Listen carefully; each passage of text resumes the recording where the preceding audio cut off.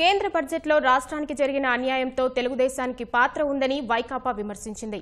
కేంద్రంలో భాగస్వాములుగా ఉండి ఆందోళన ఎలా చేస్తారని ఆ పార్టీ ఎంపీలు ప్రశ్నించారు. తాము రాజీనామాలపై అధినేతతో చర్చించి నిర్ణయం తీసుకుంటామని వ్యాఖ్యానించారు. రాష్ట్రము ఆంధ్రప్రదేశ్ ప్రజలు చాలా తీవ్ర నిరాశ నిస్పృహలకు లోనయ్యారు. చాలా నిజంగా ఘోరంగా మోసగింపబడ్డారనేది నా ఉద్దేశం. మేము ప్రతిపక్షంలో ఉన్నాం, కాకపోతే అంశాల వారి మద్దతు ఇస్తున్నాం.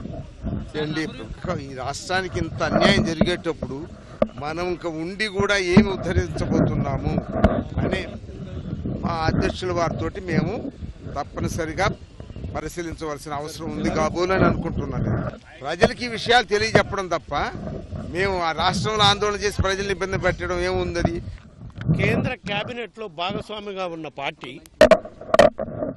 మంత్రులుగా కొనసాగుతూ కూడా వాళ్ళు ఏ విధంగా వచ్చి ప్లే కార్డులు పెట్టుకుంటారంటే, నిన్న ఆర్థిక శాఖ మంత్రి ప్రత్యేక హోదా ఊసే ఎత్తలేదు అంటే వాళ్ళు మర్చిపోయారు.